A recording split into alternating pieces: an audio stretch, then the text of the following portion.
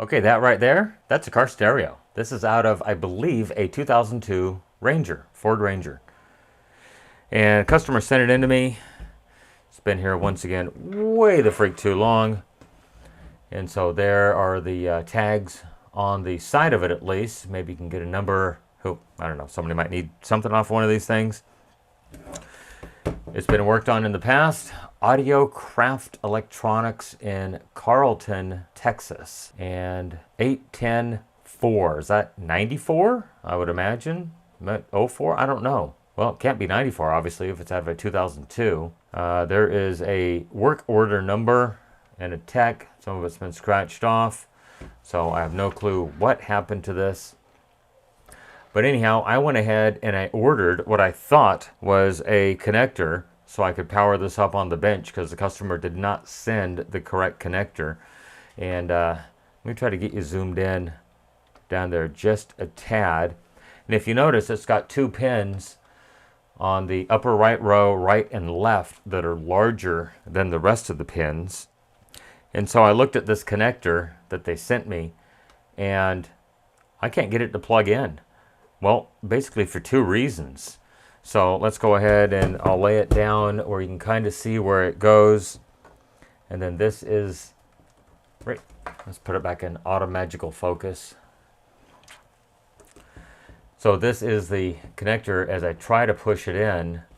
And yes, it is oriented correctly. Let's go ahead and I'll zoom out just a tad. So it is oriented correctly. And it just doesn't even want to go at all.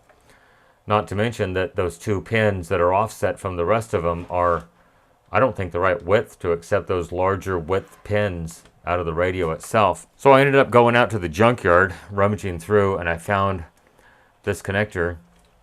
And as you can see, the pins on those are much wider to accept these two pins right there. I haven't even tried to plug it in. I did label it so I know where everything goes. So let's go ahead and see if this will actually plug in peacefully. Oh, look at that. I mean, it just slides in and locks into place. Perfect. Well, I'm telling you what, this company, Harmony, HA711771, was the connector that I ordered. And it was tough to find one of these that fit the stereo side.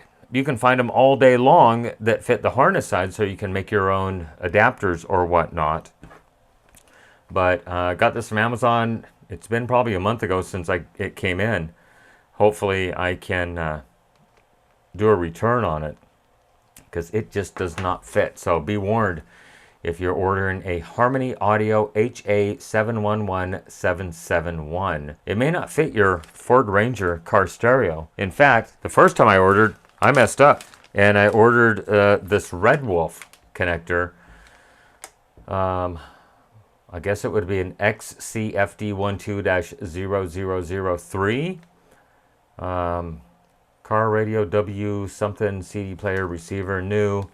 I believe this is going to fit absolutely perfectly, but my bad. I ordered the wrong side. I ordered the radio side, this side. So that unplugs perfectly. Now, the replacement connector I ordered, will it even plug into this? Well, it takes a lot. I can't get those pins to even seat in there, and it's really, really tight fitting. Once again, the pins are wider than I believe the holes are, and I don't want to really punch it out. I mean, I could probably jam it together, but you can see how it's wider than it should be. Does this one fit? Like a glove. Does it unplug peacefully? Yes, it does. So I think I'm just going to go ahead and send back, once again, the Harmony connector that I got right here. Just poor quality Chinesium crap. And I'll probably just go ahead and send this back because whoopsie doodles, I ordered the wrong part. So yeah, I'll get it boxed up. Actually, really all you have to do is put them in the bag, and then hopefully my return has not expired on these things. and I can go ahead and send these back. I think one was like $9 or $10 and the other one was 11 or 12, something like that. So I thought about keeping them. If they would actually work, I would hang on to them, but I don't really have a need for this side. And if this one's not going to work, it does me no good. Like I said, I had to go to the junkyard and pull this one, which I do have the receipt from. So $4.99 plus all the admission, environmental fees, blah, blah, blah. $6.11 is what I ended up paying for this thing. Yeah, sold as is. Now, they did sign it, so if it does not fit, I can bring it back and get a credit. Not a refund, but a credit. And then whoever signed it there, and hopefully that might match with that. But I don't think I'm going to have to return it because it fits absolutely perfectly. Okay, the complaint on this thing. He said that like the volume just scrolls continuously. I do believe I have to go back and check the email from probably almost a year ago. I'm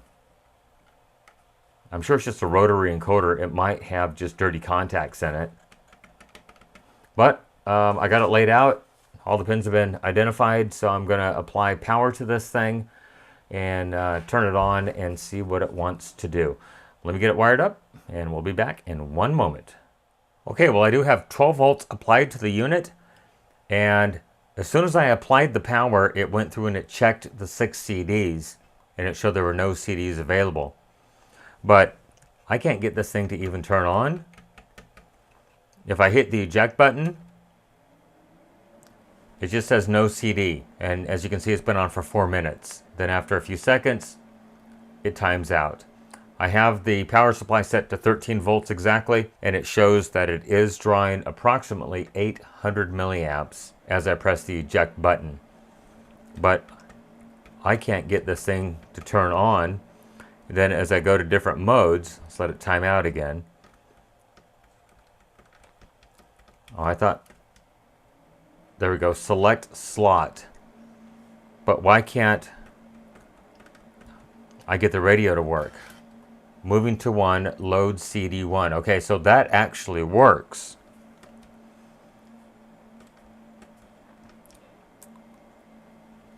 But I would think by pressing the AM/FM button, I think it just said loading done. I wasn't looking at it when that happened. I would think that by pressing the AM/FM button, it would turn on the radio or push on. So is that the problem? He mentioned something about the volume just kept going non-stop. Well, let's go ahead and get this thing open, see what it looks like inside.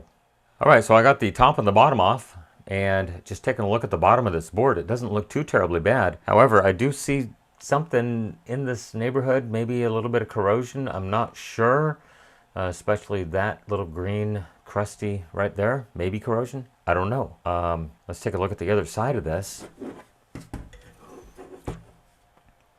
All the capacitors are way up here, and none of them are down here. There's a couple of inductors right there. And there's one inductor and another inductor right here, I believe. And these are the capacitors up here. Let me enable macro mode. One moment.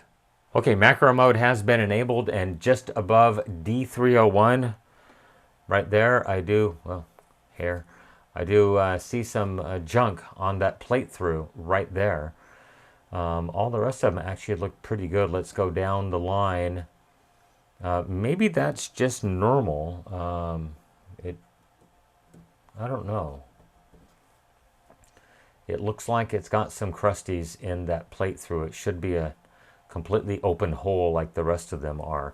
Well, let's flip it on over and see if it will refocus on it.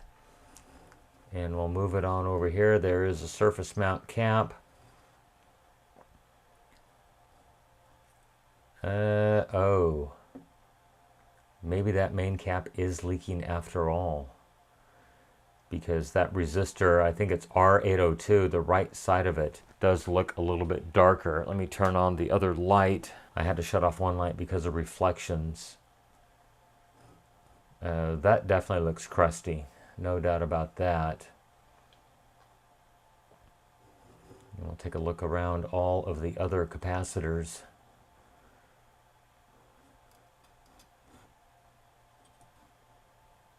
Maybe a crusty down there, I'm not quite sure.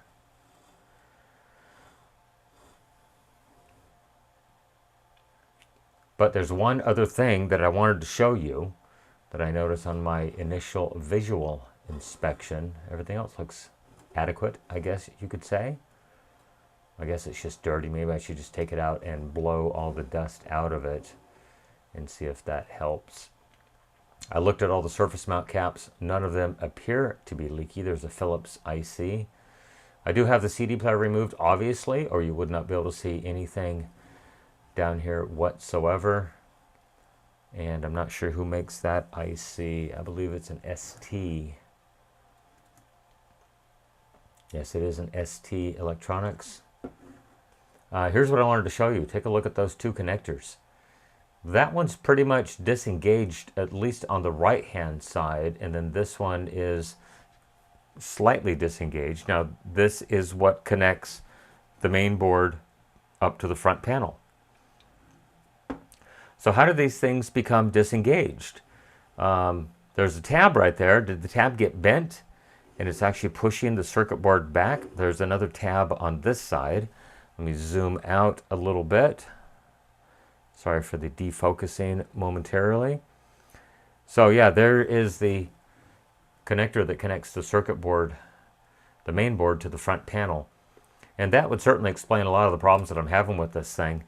Well, initially, not even able to turn this thing on because it's not really making good connections. So, was this in an accident? I don't see any other issues with it. The gap, like over here, appears to be pretty even with the gap on this side. So, why do I have a large gap at that connector that connects the main board to the front panel? Well, I'm going to go ahead and pop off the front panel completely and take a look inside there and see what it looks like, and then we'll kind of try to address this possible corrosion issue. Maybe that one cap right there is leaking. 4700 at 16 volt, that's probably the main filter cap or stiffening cap for the two audio amplifiers that live right here.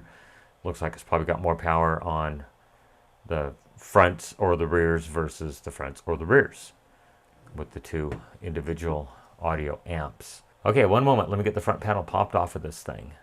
All right, so I got the front panel off. I don't see any obvious defects. I just want to do a continuity check on the power switch, which is these terminals right here.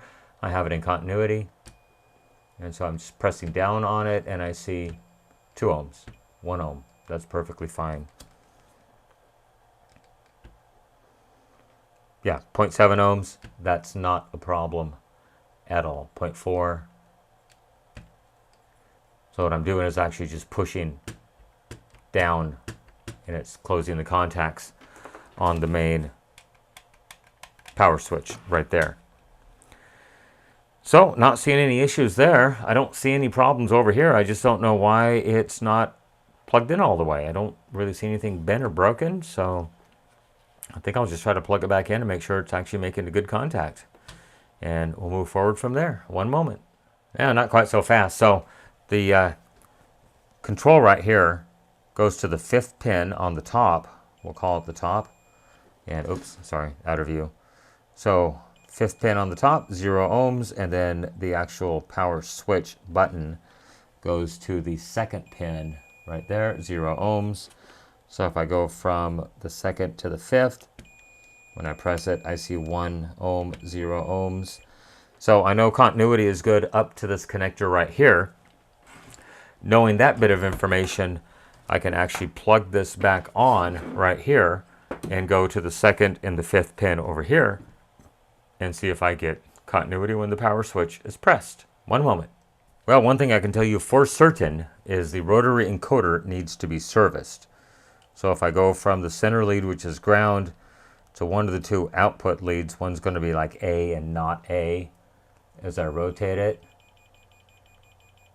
it's bouncing all over the place. It shouldn't be doing that. It should be a hard 0 and then a hard open. Same thing on the other direction or the other half. And that can definitely screw up the microprocessor if it's not getting a good clean signal. So I think what I need to do is try to rotate this around while hitting the power button and see if I can get this thing to turn on. Looking at the contacts right down in here, they actually engage at the very, very tip. So I think they were engaged adequately. So I'm going to put this thing back together, put the CD player in it, because it's probably not going to want to operate without the CD player, and it might cause a permanent error code that I don't have any way to reset. So let's throw this back together, and we'll try to slowly rotate the volume while I'm hitting the power button and see if it decides to power up. One moment. All right, so I have the front panel snap back on, and I did give it just a slight bit of encouragement. You can see they are much, much more engaged than they were previously. So I just got to go ahead and mount the CD player back into it, which is a really funky CD player. Looks like it was designed by Bose, where the laser actually sits over here, and it looks like it swings over to read the disc and then swings back. What a little extra bit of monkey motion. Now, let me try to get this thing plugged in without blocking too much of the view.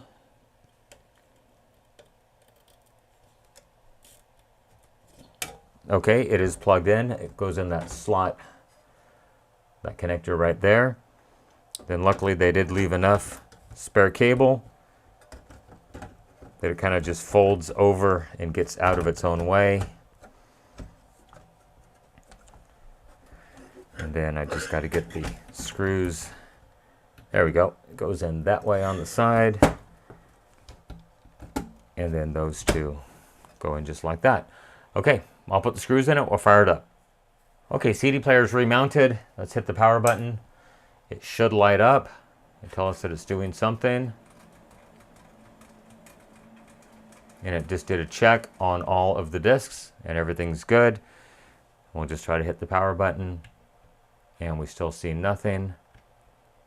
Try to rotate it while pressing the power button. And I still get absolutely nothing.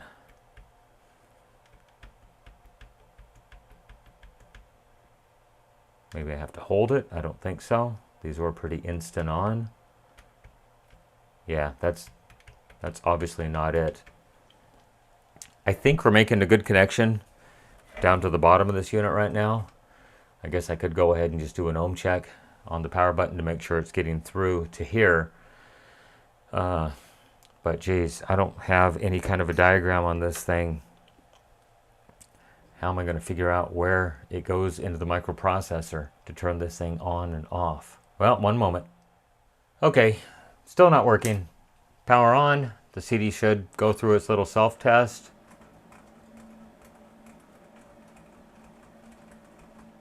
And I think it's done. So looking at, I believe it was the second pin over here. There it is. I've got 5 volts. Until I press the button, then it goes to 0. So I know that that is actually functioning correctly. So getting 5 volts over to here, switching as I press the power button, and we're not getting any reaction from the main microprocessor as far as I can tell. I don't know where to go from here. I think I'm going to go ahead and pull the inductor that lives between, I think it's that terminal and that terminal. Now I did measure voltage on these. So I do have 13.05 volts on that side of that inductor, 1305 on that side.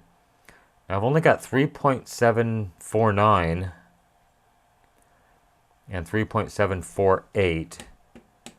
No change when I try to press the power button, like if it were trying to power something on. And then these are the 4 capacitors right here.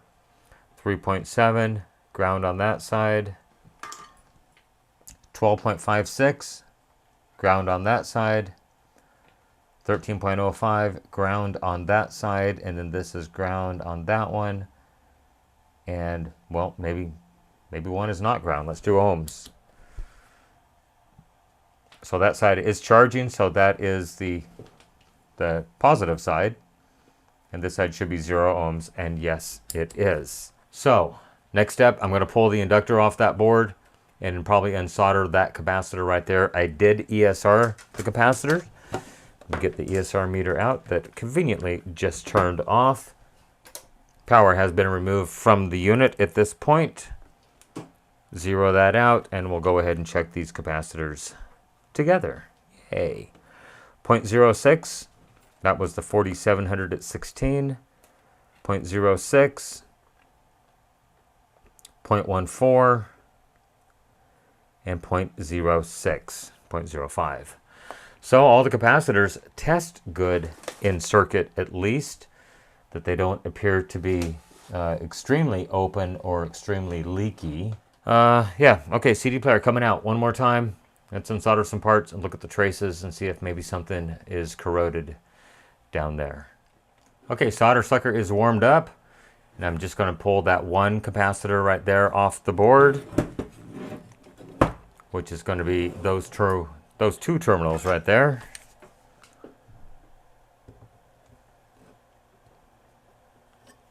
See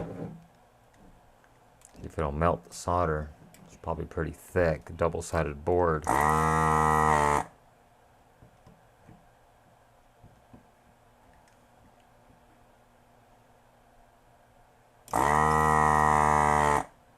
Yeah, I'm gonna have to add some fresh solder. Some leaded solder to it.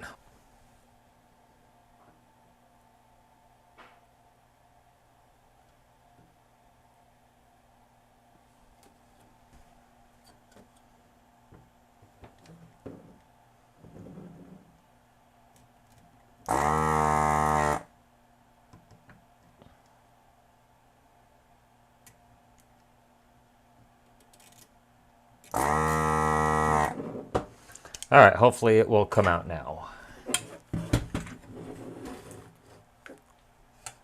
I'm going to try to give it just a couple gentle rocks back and forth. And minus the hair, it looks perfect. I see no leakage whatsoever.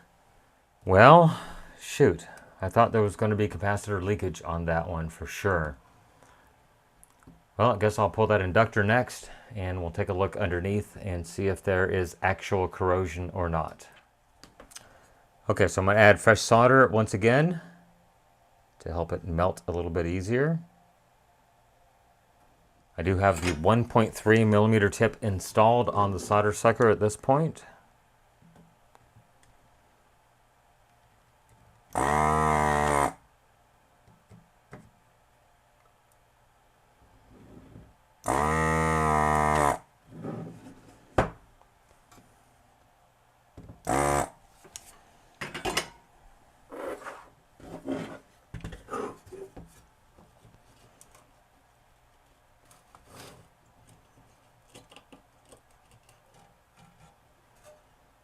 And other than the glue they put down, I don't see any issues with the inductor itself. I wouldn't expect this thing to open at all. But let me get you zoomed in down here, and we'll go ahead and pull this glue off the board and take a look at that plate through right there.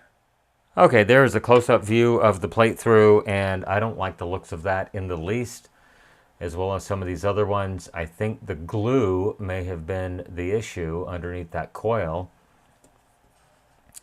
Because look at that plate through right there. It looks absolutely terrible. That one, both of those.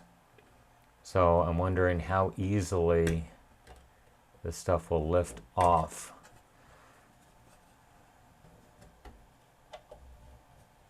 Try to get my hand out of the way a little bit there. Okay, well that part lifted off pretty easily.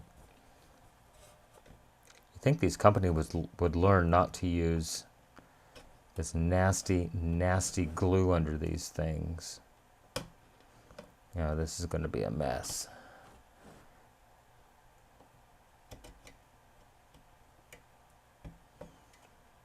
Yeah, this is not good. I'm going to try to soak it with acetone and scrub it off. One moment.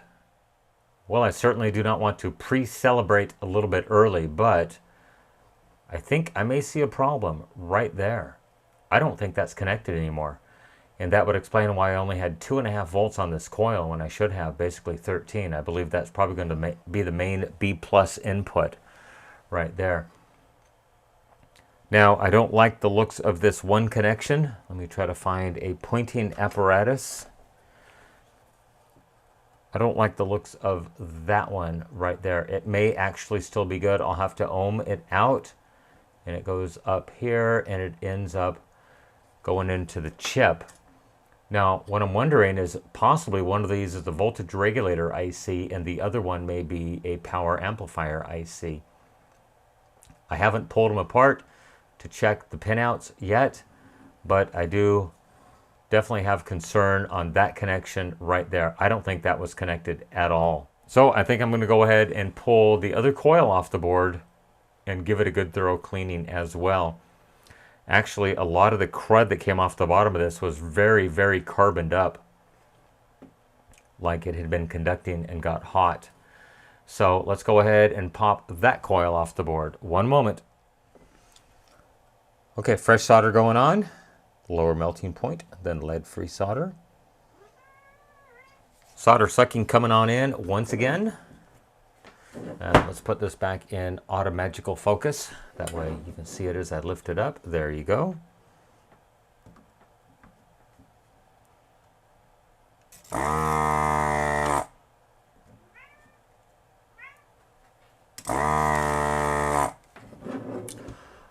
I'm going to assume that both of these inductors are the exact same.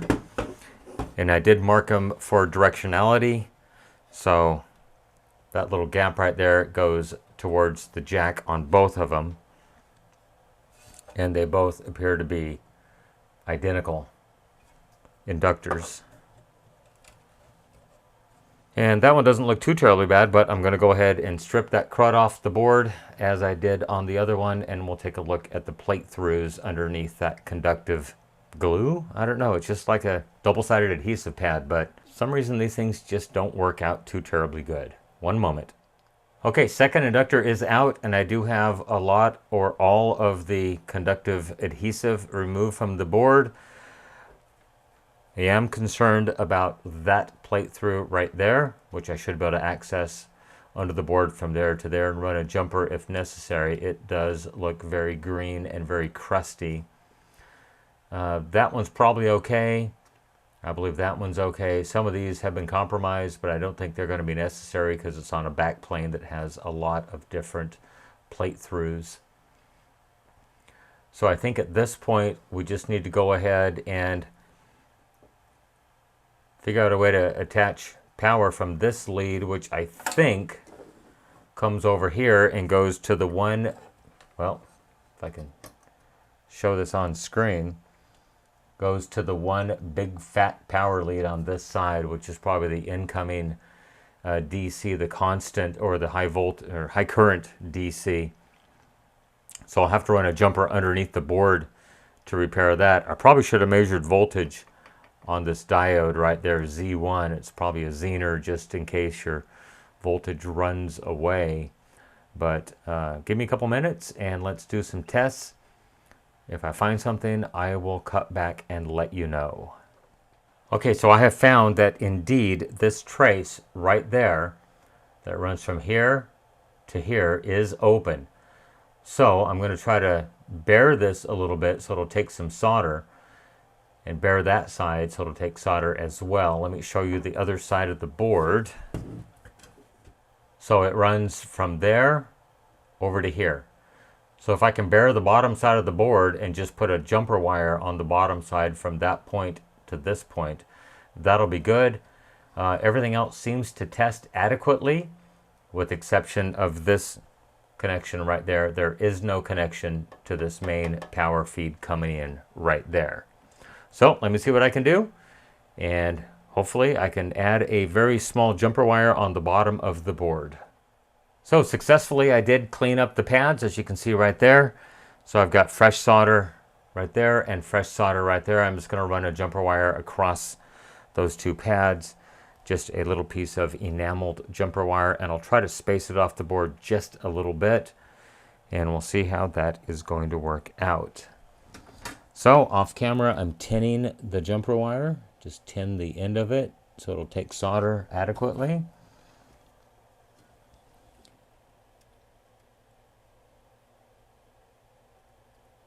And I'm going to stand it up just a little bit. And hopefully this is not out of view, but I'm getting my cutters and just cut that end off right there.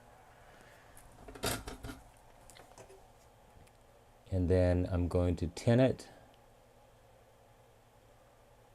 Just like that.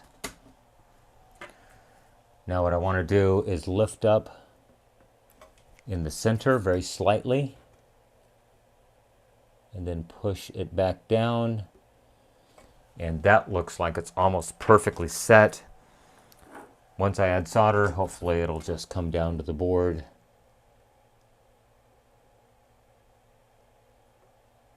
And I do like the looks of that. Let's make sure we're not in manual focus. So as you can see, it is lifted up off the other traces. So hopefully that will be a solid fix on that one connector. Okay, so I have done continuity checks from this side as it runs up to there, and then that side as it runs down. Everything is checking perfectly.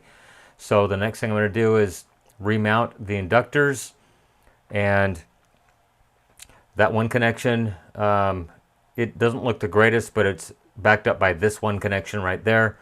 And I did do a continuity check on it, and it is perfectly fine. So let's go ahead and remount the inductors. Then I'll have to solder a jumper wire from that one large pin right there over to that connection on the inductor. And then hopefully this thing will be fixed. Okay, well, I got the wire wrapped around the inductor and soldered, and then it is soldered to the one lone pin on the power connector on the back. Both the capacitor and the inductors have been replaced. There's the inductors, there's the other lead to it, and then these two are the other inductor, and then the capacitor goes right there. So everything has been reinstalled. Let me try to get you into frame here. There is the capacitor that went back in, same polarity, negative on that side. And I did stand these inductors up off the board very slightly so they can move freely. If this does successfully power up, I'll go ahead and put a blob of silicone on each side of them to hold them down. Well, let's pop the CD player back into it and see if we get different results. Okay, everything's back together. Here goes something, maybe nothing. Power has been applied, 1.1 amps. Ooh, look at that. It's tuned to 760 AM at this point. So does, oh, look at that. The volume actually works now. Holy moly. Can I turn it off? It does turn off. It does turn on. Do we get AM, FM? FM, yes. Presets. That does work. So we have more presets. Everything is working perfectly. These might be just factory default presets. I'm not sure if this thing remembers where it was. What are they, both 1190? Obviously. Maybe that's a popular station where this customer lives. So the next thing I got to do is connect speakers to it and see if it makes beautiful music. Okay, I have 4 speakers connected to this unit. Hopefully nothing shorted back here. Got a bunch of jumper leads on the back side down there. So let's power this thing on and see what happens. Well, I didn't hear a pop. I hear a buzz. Let's try to tune it to a local station somehow. Seek. I'll try to get it on 1290, which is a local station here. And it did not find it. There it is.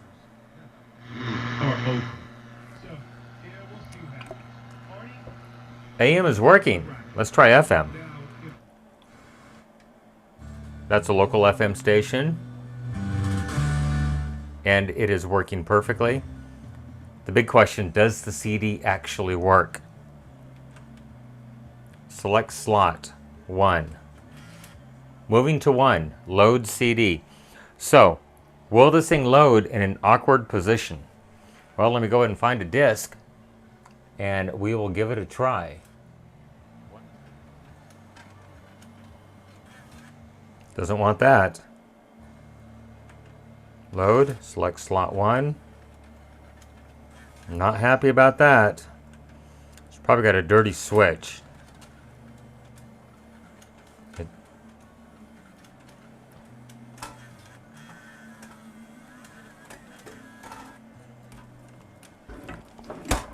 I heard the disc fall out, so that's not good. Well, let's try it on the flat side then. Move this back so you can see it. Load, select slot number 1.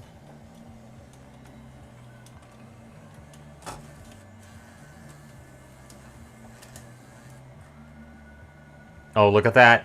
It's spinning the disc. And it says it's actually playing.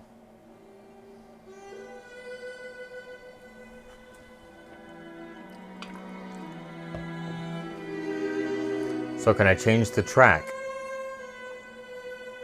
Seek. It is actually playing a CD. Unbelievable. This is all copyright-free audio. It's working, it sounds great.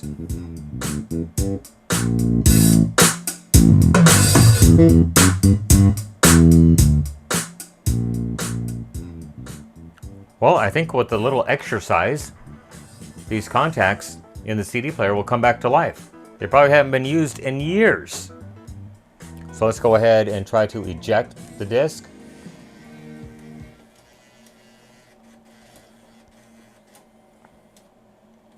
And we'll go ahead and try to load a disc into slot 6.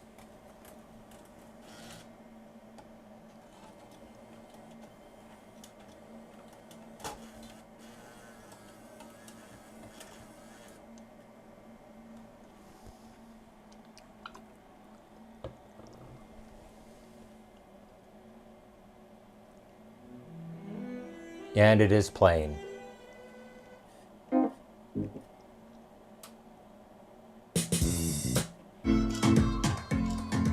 So I think that's going to be a wrap. This thing is actually working. I cannot believe it.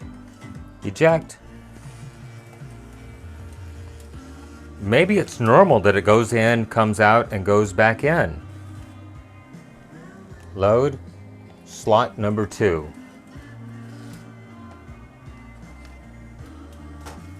Oh, it took it first try. Let's see if it loads the disc.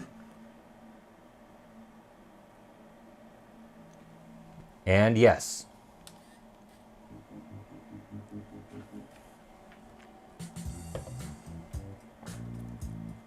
I'm going to call this thing fixed at this point. Everyone, thank you for making it through this probably a very long video. I've got probably 3 or 4 hours into this thing. So I still need to pull the CD chassis out of this and put some RTV on those coils to keep them from bouncing around. And I think this is going to be done. You can follow me on social media, Facebook, Instagram, Twitter at NorCal715. You can email me, norcal715videos@gmail.com. As of right now, if you want to leave me a comment on one of the videos, that's probably the best way to contact me. I'm still trying to get caught up on these freaking emails. It's been so long. Long road to recovery, but I'm starting to come back. Everybody, thank you for making it to the end of this video. I really, really appreciate it. Remember, with your help, we can try to keep these things out of the landfill, out of the recycle bin, and out of the e-waste facility. Everyone, once again, thank you for making it to the end of this video. I really do appreciate it. Ford car stereo, repaired. Thanks for watching. Have a great day. Bye-bye.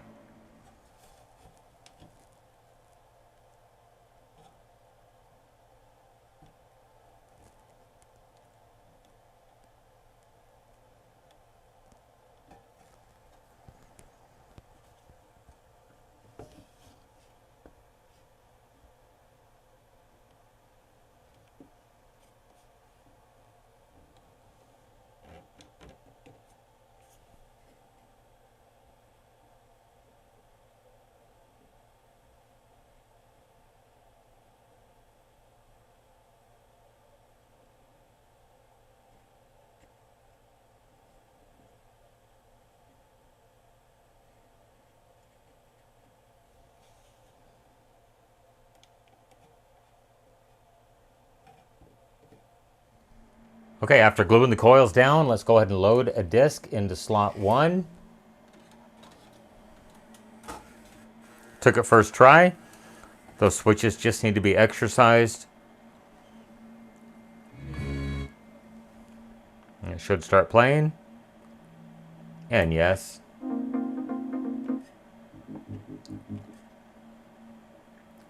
So, just got to put the top and bottom covers back on it. Get it boxed up, ready to ship back to my customer. Once again, thank you for watching. I really, really appreciate it. Everyone have a great day. Bye-bye.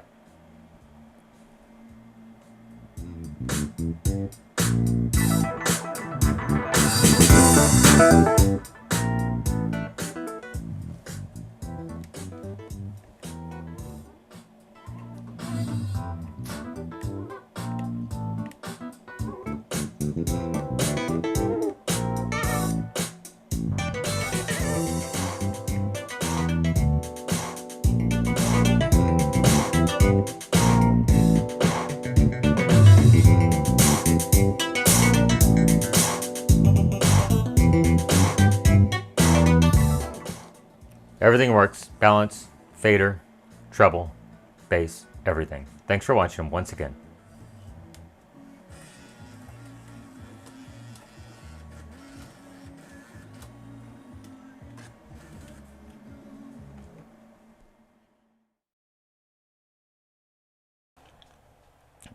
Slowly rotate the power button while I'm hitting the power. One moment.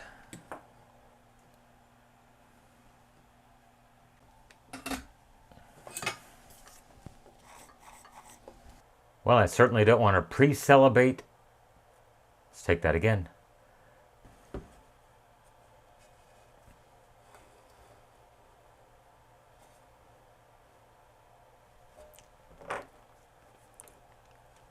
One moment. One moment.